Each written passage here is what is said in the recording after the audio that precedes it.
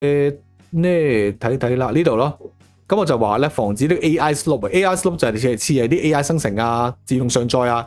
咁啊叫佢咧喺生成稿之前咧就加入新揾3個 Donald Trump 嘅新聞啦，揾3個咧美國熱門嘅討論嘅新聞啦，再喺裏面6個裏面咧揀1個，再生成圖片，再生成咧成個動畫，跟住咧再生成唔同嘅廣告啊諸如此類，咁啊防止咧重複內容。咁啊無論呢個咧同 LEGO 都要做嘅。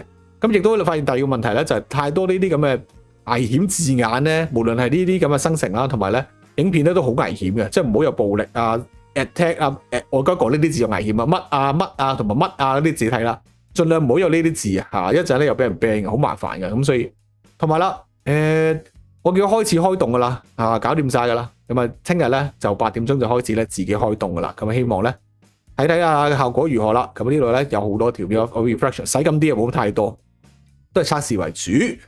咁啊，同埋咧見到啲 thumbnail 都唔靚仔啦，我叫呢個暫時咧用翻 Nano Banana 整係最靚，即係我叫翻自己手動下先咯。遲啲咧我就叫佢自動埋噶啦。咁啊，吸收咗我嘅經驗咧，佢就自己再整。咁啊，晚上8點鐘咧就出 LEGO， 朝頭早8點鐘咧即係香港時間啦就會出呢個政治片嘅。大致上就咁啦。咁啊加多句啦，我而家都唔知得唔得㗎，會俾人 ban 咧我都唔知。但係咧問過晒 AI 噶啦，咁出過晒聲明噶啦，總之聲明要開始咯。咁啊大致上咁啦，咁睇下效果先。睇唔睇到？係啦，睇呢個私人影片。咁我希望咧睇下有冇啲出咗靚仔。呢個頭先我覺得幾靚仔，我唔知係咩。